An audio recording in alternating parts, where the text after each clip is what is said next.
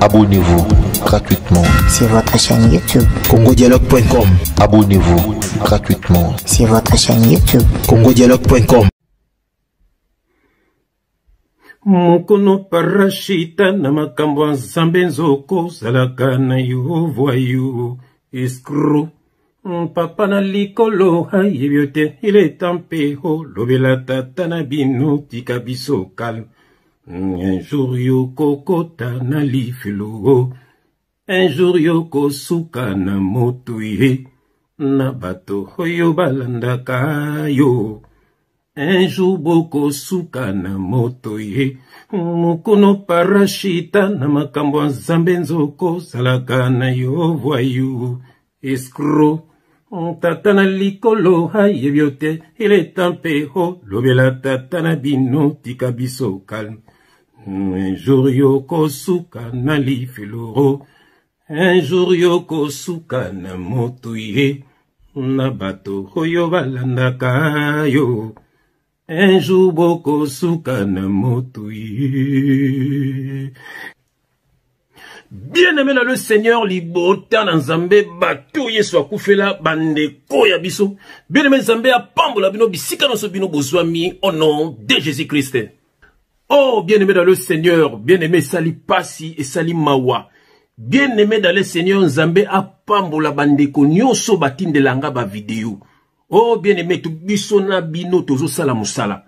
Pamba te bozo tindelanga ba vidéo wana, ponga ina bimisa misala na bango na poasa. Nzambe apambola bino nyonso botindelanga ba vidéo. Bien-aimé makambo ya somo. Makambo ya somo oyo mukuna asali. Bien-aimé ba peuple de Dieu, bien-aimé baza ba aveugle. Ba mukuna baza ko profiter na buzoba, bien-aimé, oya population. Ndenge l'État ba boma école pour batu bazala ba zoba, bango ba lia ba mbongo, ale ba pasteur na bango ba détruire le peuple. Bien-aimé, avant tout approfondir, avant tout loba botala nanu muyibi ya mukuna, bien-aimé ndenga sa ko kende na ba mbongo na kati na mutuka. Est-ce que bien-aimé même na tango a loi, est-ce que ça la ki bongo? Bien-aimé na tango a loi, ba mbongo ceux qui ezali ki batu bazona ba mbongo po ete ba pesa après ba partager na batu ba bola. Ba levito bazali na kati ya musala na Nzambe bazo memela bango nde biloko ya kolia. Bien-aimé, c'était pas bazonga na biloko na ndaku mbongo wana ya ndaku mbongo wana ya ba voyage mbongo wana ya mituka ya kusumba bandaku. Bien-aimé, pourquoi bazo sakana na bino bongo? Di bien-aimé, avant to approfondir, avant même to sambela, to te na vidéo ya mukuna, ndenga zo kote na mutuka na bazo lande na basaki ya mbongo. Bien-aimé, après to zonga au nom de Jésus-Christ.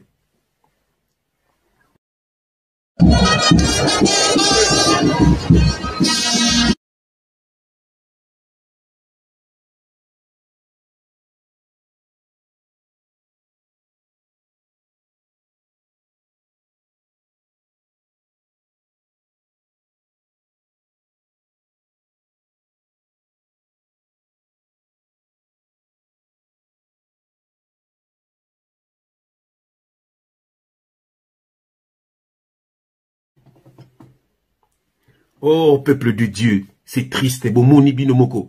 Bomoni binomoko, bien aimé, ça fait mal. Ça fait mal, bien aimé, dans le Seigneur. Batuba zangi koyeba. Yangon Nzamba loba qui n'a osé 4-6. Mon peuple est détruit parce qu'il manque la connaissance. Bien aimé, soko zangi connaissance, baku sakana na yo. Bien aimé dans le Seigneur. Na ngana betano de moi c'était na batu nyonso na le baka que frère JF basali na Nzambe bozo swana bozo tabiso peuple de Dieu. Bien aimé sou oyuki kaka muto alobi ndengwana c'est kasane ya Nzambe te. Donc bango bazo préféré bamona makambo aboye bazo escroquer bango ba mbongo nzoka makambo Nzambe ça n'a rien à voir na mbongo bazo préféré bamona ka batu loka ba denile si choko longi zika beba mine pola na diamba suki ba yombo bozo préféré batu wa bongo bala soki biso to ko bimsa bango na poasa bolobi batu Nzambe baza ko swana batu Nzambe bazo swana te. Bien mais soki na ndaku na bino mutu moko azo détruire komba famille na bino okotika ye. Mais ce qu'on pas Nzambe pour nos outils bango. Pourquoi ce benga bango bandeko ya biso, baza bandeko ya biso te. Bien aimé, baza ba imposteur, ba fils du diable, ba yende ko escroquer. Soko ke na Bible comment na Jésus qui sa beta ki batu fimbo na temple. Baza bandeko na biso te, nane sibino ke ba bandeko na biso. Pourquoi est-ce que vous avez bato bazo soana te? Biso ne tozo benga na bango. Bien-aimé.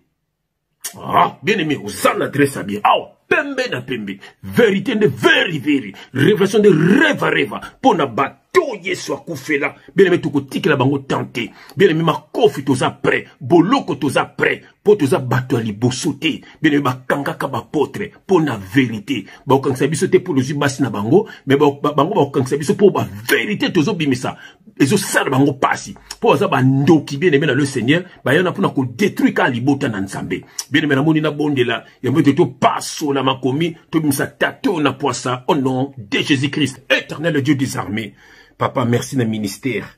Merci na gozo tinda biso papa. Peut-être bimsa bato na poisa. Baso détruire libota na nzambe. Baso détruire musala na nzambe. Papa ba ye papa satana tindi bango. Peut-être ba baby sa foi ya bana na yo. Peut-être ba dépouiller bambongo na bango. Peut-être ba bimana basi na bango. Oh papa na ngai. Basa na accord na politique. Po ba endormir peuple. Ba politicien ba yibaka bambongo ba pesara bango ba pesara ba musicien papa. Peuple na yezo ko nyo commandé nyo komaka na Egypte. Papa lobata liloba moko papa. Libérer peuple no baza ko nyo ko baza ko nyo ko bana maboko ya ba lourd ravisseur papa grâce au sala na biso ya koyeba yo pe ya koyeba vérité sala yango pe na bandeko nzambe o baza na kati na pasi bana kati na souffrance papa sala bango grâce ya koyeba vérité ya koyeba ainsi dit l'Éternel papa bakabwana na batu nyonso ya mabe oyo pe bakabwana makambo mabe po babikisa milimo na bango papa message oyo esa misala na bomo ya bana na yo que le Saint-Esprit parle pour l'édification de ton peuple.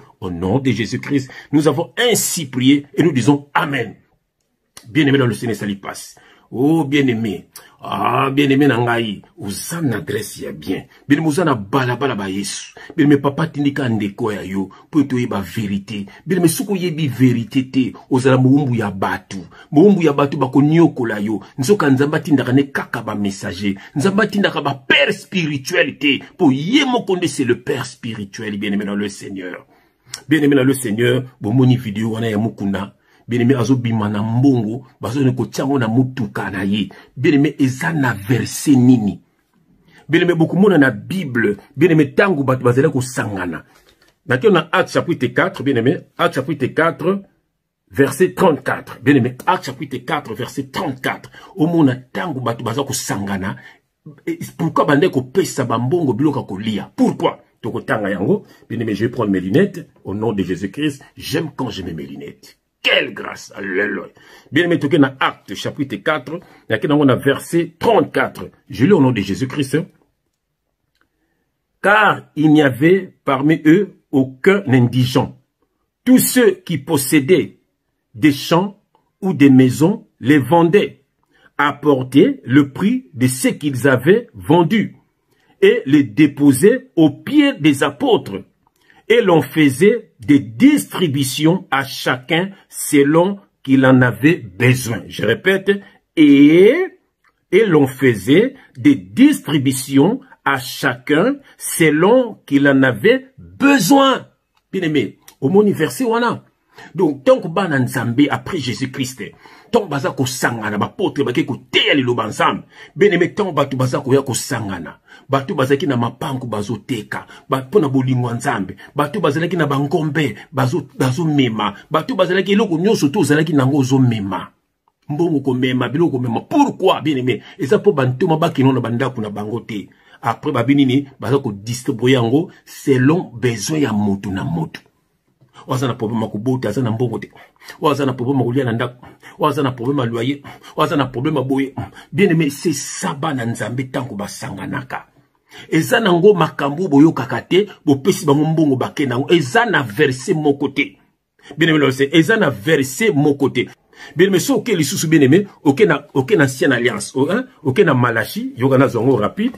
Ok, na Malachi, ce qui est na Malachi, dans l'ancienne alliance, Malachi 3, Malachi chapitre 3, verset 10, yoga l'autre tanga, Malachi chapitre 3, verset 10, je lis au nom de Jésus-Christ, yoka a en ancienne alliance, yoka loba, apporté à la maison du trésor, à la maison du trésor, et non na temple. Maison du trésor, c'est na terre, maison du trésor, bien aimé, zaki, sika, lévite, ils allaient quoi, magasin, parce que bando bon, bablo, na bango, lia. n'expliqua ki tango bana nzambe bakutaki na Kana ezaki na peuple moko bebe badescendant ya Aaron bango bazwaki terrain te nzambe apesi bato nyonso terrain mais bango tribu wana bazwaki terrain te nzambe bibino boselanga na temple alors bato bazalaki censé ya kopesaka bango biloko kolia po bazalaki ko vivre kaka na temple bandeko ya bango exemple ceux qui ba levite bazalaki 10 donc 3 bazalaki na temple 7 bakenaka na bandaku ya bato kozwela bango biloko kolia bamemelaka bango. Alors, bango bande ko sala ngo lisusu te yango nzamba lobaki na bango awa apporter à la maison du trésor toutes les dîmes, ça veut dire bino soki dîmes quand on bongo dîmes la mbongo te toutes les dîmes afin qu'il y ait de la nourriture dans ma maison. La nourriture, ce n'était pas de l'argent. Bon, quoi c'est bien on attend o ekomi mbongo. Pourquoi on attend o ekomi mbongo? Voilà. Pour qu'il la nourriture dans ma maison, yoka, mettez-moi de la sorte à l'épreuve, dit l'Éternel des armées, et vous verrez si je n'ouvre pas pour vous les écluses de cieux, et si je ne réponds pas sur vous la bénédiction en abondance. Bien aimé, awa, ça n'a rien à voir, Nabiso. C'était dans l'ancienne alliance. Yoka, bien aimé. Yango, ceux qui t'ont ah, yoka. Ceux qui t'ont mbango na Jean. Yoka, le totanga na Jean. Yoka, le mbango totanga na Jean. Ceux qui t'ont na Jean. Jean chapitre 1, verset 17. Yoka, totanga ngo. Totanga ngo pour comprendre bien. Ceux qui t'ont na Jean chapitre 1. Jean chapitre 1, bien aimé. Jean chapitre 1. Jean, bien aimé, ma commentaire, mais ça m'a cambouillé mbongo ti. Yoka. Jean chapitre 1, verset 17. Je lis au nom de Jésus-Christ. Jean chapitre 1, verset 17. Car la loi a été donnée par Moïse, la grâce et la vérité sont venues par Jésus-Christ. Bien aimé, c'était dans la loi. Nakatia loi, nakatia loi. Nde babse ki banguba me makabilo kwa kulia na temple koute na maison du trésor. Po na ba levite, po ba liaka po banguba ndo sela nzambe na kati na temple. Et si nesek bino na tangwa kala molimo na nzambe seki na kati ya temple, yango ba tungaka ba temple. Mais na nouvelle alliance molimo nzambe ça suna ba temple te e komi kati na bato. Bile msoko tangi Bible, au na tango bana Israël ba bimaki na maboka Pharaon, au ke molimo nzambe avant batonga ba temple molimo nzambe zaki na kati ya arche ya alliance ba otambola na arche alliance na molimo nzambe na kati poni poka boto babiki sama.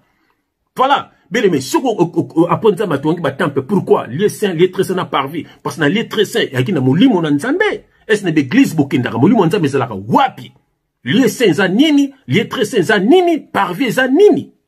Yango ton Yesu akataki motema Bible binini ba voile ya temple pasukaki temple za ko exister le sous-souté temple comme ndako ya nzoto ya moto. 1 Corinthiens 3:16. Ne savez-vous pas que vous êtes le temple de Dieu et que l'esprit de Dieu habite en vous? C'est comme molimo nzambe zande kati na batu bazo kosa bino. Yoke le tokotanga albi kuna ke na Malachie 3:10 o batanga la rabino et ça na loi batanga la rabino bopesa so bo mwana ko fungola la bino les églises des cieux et puis na kotia bino bénédiction en abondance. C'était dans la loi. Yoka la nouvelle alliance yoka to so na tawana tenza bisa pamboli déjà biso yoka déjà so ke na Jean chapitre 14 bien me zoaka ba verset pe partager ka yango bato photo bimsa bango na poisa miyibi. Bamukuna, ce sont des voleurs. Yoka na Jean chapitre 14 verset 1. Je lis au nom de Jésus-Christ, bien aimé Yoka, que votre cœur ne se trouble point. Croyez en Dieu et croyez en moi. Ici, c'est Jésus-Christ qui parle. Il y a plusieurs demeures dans la maison de mon Père. Si cela n'était pas, je vous l'aurais dit. Je vais vous préparer une place. Je vais vous préparer une place. Et lorsque je m'en serai allé, je parle de la part du Seigneur, alléluia, et que je vous aurai préparé une place, je reviendrai et je vous prendrai avec moi afin que là où je suis, vous y soyez aussi. Vous savez où je vais et vous en savez le chemin. Thomas lui dit, Seigneur, nous ne savons où tu vas. Comment pouvons-nous en savoir le chemin? Verset 6. Jésus lui dit, je suis le chemin, la vie et la vérité. Nul ne vient au Père que par moi. Bien-aimé dans le Seigneur, nul ne vient au Père que par moi. On a qui Blaise Masatana, moningane denile si bachoko, alobi ke akifese ki mbongo pobo, batu ba bongo mitema. Jésus a dit, nul ne vient au Père que par moi. Bah, siko bakumbo somba salut à batu. Alors, na somba salut à batu. Famille no moko dano, baba payen bazé belé. Bien-aimé, c'est terrible. Au moni awa bien-aimé dans le Seigneur, abi je vais vous préparer une place. Mais qu'on a baissé ki ba onene. Bon me mabati, mais qu'on a bon me masouté, bon na ko pambola bino, na ko fungola bino les écluses de cieux. Awa si ba bombeli biso déjà place.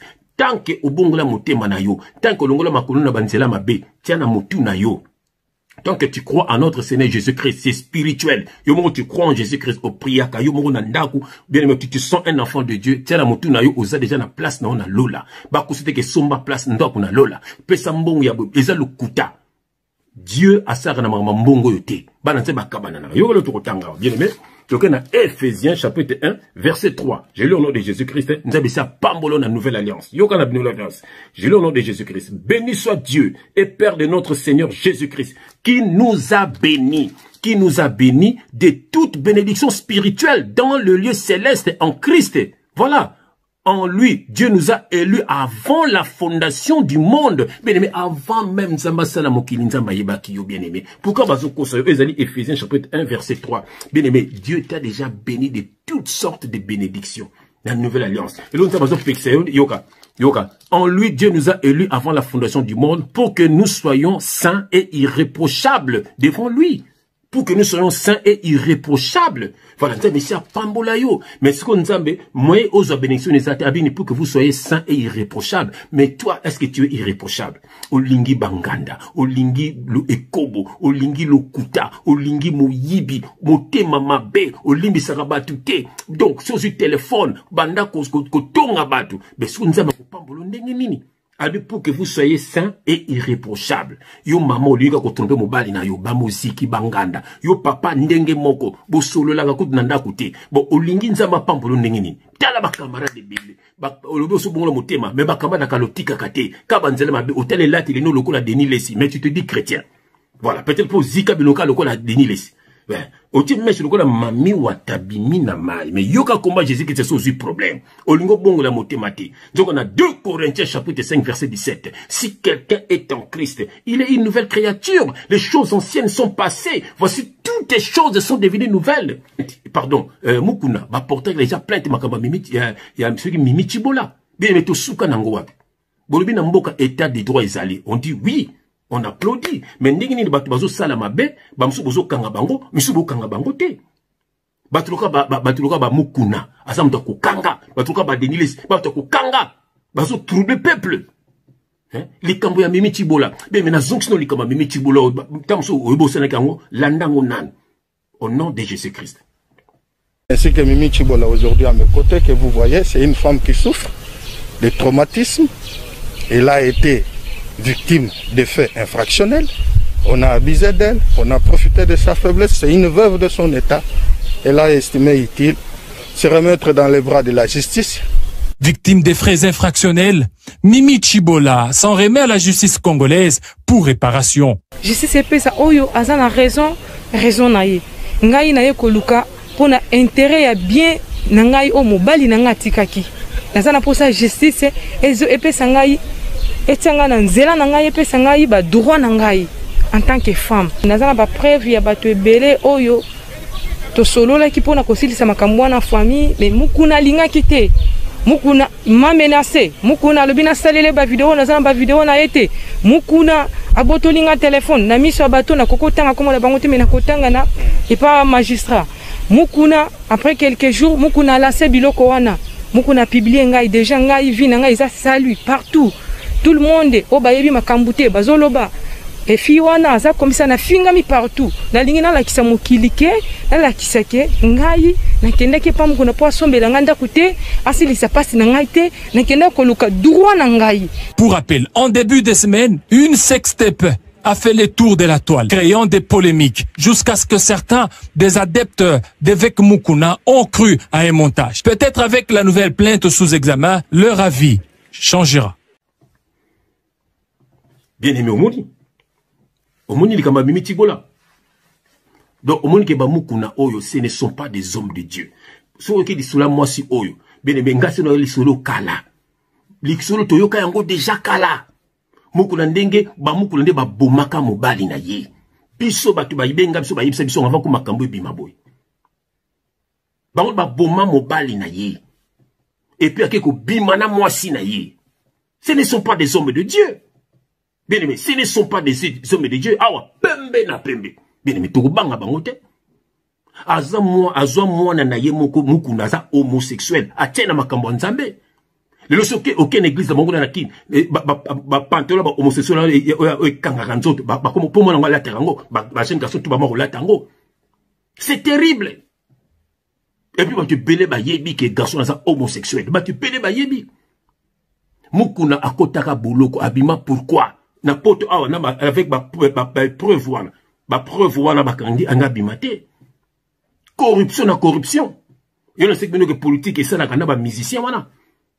Mukuna akomane côté ya politique na kat église. C'est terrible. Mukuna akomana ye mannequin. Botala.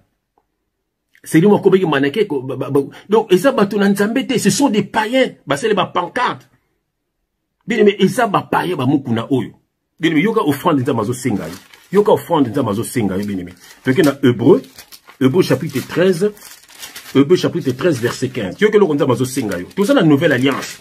Bien-aimé. Hébreux chapitre 13, verset 15. Bien-aimé, j'ai mis mes lunettes au nom de Jésus-Christ. Alléluia. Bien-aimé, Hébreux chapitre 13, on a verset 15. Je lis au nom de Jésus-Christ. Par lui, alléluia, offrons sans cesse à Dieu un sacrifice de louange. Je répète, par lui, ça veut dire par Jésus-Christ. Au nom de Jésus-Christ. Donc, par lui, offrons sans cesse à Dieu un sacrifice de louange, c'est-à-dire le fruit des lèvres qui confessent son nom. Les fruits des lèvres qui confessent son nom. Yoga verset 16. Et n'oubliez pas la bienfaisance et la libéralité, car c'est à de tels sacrifices que Dieu prend plaisir. Oyoki bien aimé, babi offrir nanzambi, bien aimé, un sacrifice de louange. Ça fait dire quoi? Donc les fruits des lèvres, de vos lèvres qui confessent son nom. Yangolo nzamba lingaka, nzamba lingaka ba yembela ye, nzamba lingaka ba kumisa ye, nzamba lingaka ba toktuba, nzambe na pambolio, nzambo zanzam, mokela ba bikila munyos. Oza, c'est ça, oza ko pambola nzam, oza ko kumisa nzam. C'est ça le nzamba zo senga yo. Bien aimé. Nzamba zo singo mbongo te. Et ça bato lukuta pesa mbongo. Pembola mo sena nzam. Bien aimé ba luka na ba verset. Oh, Eli. Ah, ta le bate yango. Nzokande biloko tu wana bien aimé, ça n'a rien à voir na biso église. Église ça bâtiment, c'est un église veut dire peuple mis à part. Bien aimé. Un saint sacerdoce. Ben koko sabana na nzambe. Bien aimé, c'est que Dieu vous demande. Bien aimé, c'est la repentance. Que veut dire la repentance? Le retour vers Dieu, l'abandon du péché. Piesa bambongo ndengo lingi, soko zaka na vie a péché kota lolate. Bien aimé, sako moibi œuvre de la croix, mi balé, bien aimé, sa révélation. Moko zo représenter la loi, moko zo représenter la grâce. Dans la grâce, bien aimé, ceux qui ont accepté Jésus-Christ kako tiki mabe, au reconnaître comme Seigneur et Sauveur, bien aimé, bikisami. Tambla na kubanga yo kufazu mulimo na yo. Il y a des voleurs, on attend à reconnaître Jésus. Ainsi, aujourd'hui, tu seras avec mon paradis. Moussousouana boy ko reconnaître ye kaka na kata makambo na ye, atikalaki. Bazo kosayo, pourquoi bien aimé? Nous sommes dans la nouvelle alliance. Kolanda batu wana tele msunu basala kana politique. Basala pona ko endormir peuple on ba boma ba école. Batu basala ba zoba. Après le baka oui. Kongola votaka pour na t-shirt. Kongola votaka pour toza ekolo moko. Kongola votaka pour sa camarade nanga. Kongola votaka pour sa famille nanga. Kongola votaka bongo. Mais na Europe, na Amérique ba votaka pour na ba argument. Okipenda ba débat politique, bo voter o. Mais bino bo votaka tamso melaki bière, ale le lobo kumo na mama kambo. Batona ba salaka na batoyo. Ils sont là pour vous endormir, bazo ibaba mbongo. Bien nzamba sala bino grâce. Nzambe na likolo ayebi mukuna te. Nzambe na likolo ayebi mukuna te. Mukuna les sorciers, mukuna njor, mukuna kariampemba, mukuna njor, mukuna terroriste, mukuna njor, mukuna Kadempemba, mukuna nchor, nzamba pambola batu nyoso baembaka nzemboyo. Bien challenge, batu nyoso baembaka yango. Quelle grâce nzamba pambola bino bisika nyoso bozwami. Bien mais voilà, offrande et la kimbongote. En église, Jésus-Christ, maman mora pesaka, quand on parle d'une femme dans la Bible, on parle d'un chrétien ou d'une chrétienne. Voilà, épouse ya Christ. Après ce qui dédaigné, là ça veut dire chiffre déjà chiffre ya parole. Bien aimé, ça dit un chrétien, il faut avoir la parole. Un enfant de Dieu, il faut avoir la parole. Chrétien, et ça combo ba païen ba benga ka biso, to ba mona ki après Jésus, ba mou ba to moka Jésus ba benga ba chrétien, mais biso nzamba benga biso ba nanaye, nous sommes des fils de Dieu ba saint ba santu. Bien aimé, kabona na ba faux pasteur. Un pasteur, bien aimé, et ça c'est Jésus-Christ, le vrai pasteur. Biso, tout ça, bah, tous des frères. Et ça, bah, don kati na biso. Ni dans ce babia, don sur ba kati na ngai. So, zo tia na balabala, don sur ba kati na ngai. So, et ça, bah, don kati na biso, pasteur, évangéliste, bien aimé, c'est ça. Et ça, t'es qu'on a ça, pasteur. Non. Bah, apôtre, bah, qui 12. Pasteur, les aliginan. Apôtre, les aliginan. Docteur, les aliginan. On va voir les 12 apôtres, les 12 disciples. Voilà. C'était le 12. Et qui, bah, don kati na bango. Quand vous êtes dans balabala, vous êtes évangéliste. Quand vous êtes oracle, vous êtes révélation, vous êtes prophète. Bien aimé, ils ont donc katina biso. Comme s'appelle le mot prophète, donc prophétie lobby. Au sala bo bien aimé tant sotia boye na katia ndaku, vous êtes pasteur, vous êtes sabile na ba brebis. Bazo ko sabino bien aimé le Seigneur. Voilà, Mukuna, c'est un faux serviteur de Dieu. Mukuna, c'est un charlatan. Mukuna, c'est un sorcier, fils du diable. Bazana pona ko sala mission papa na bango pona ko mema bino na lifelo. Soki bo kaboni na bateote, boko kende na lifelo. Nsama na besoin mbongo na yote, bien aimé la libéralité. Banza bakabananaka, banza be basunganaka. Voilà, nzambe ya pambolo ndo kozili bakwa kolanda ngai, nzambe pambolo ndo kozili bakwa kolanda ngai, fungola emisu, lungola na maboka ba lourd ravisseur papa, pese connaissance ya parole na yo, ayeba kaka yo, atambola kaka na yo, akangama nde na yo, akangama na bato mokilité. Bien-aimé, pambolama au nom de Jésus-Christ. Amen. Ba congolais nyonso tu ba il faut batala la site nini. Ah. Soko ozali congolais à solo et seigneli otala bobele Congo dialogue. Congo dialogue? Tembete. Osasi. Soko ozali congolais à solo okokiko zanga mokolo mokote et seigneli otala bobele Congo dialogue. Oyeba makambo mazali koleka kuna. Donc www.congodialogue.com. Soko za congolais à solo. Yango wana. Nzeta lobi yango foko talaka. Congo dialogue. Tina yango ngai pena yebaka makambo makoleka kuna na bosana te. Otala kapeka Congo dialogue. Tembete. Ya, ata nazali congolais so ata ba mendele ki va kokiko tala. Congodialogue.com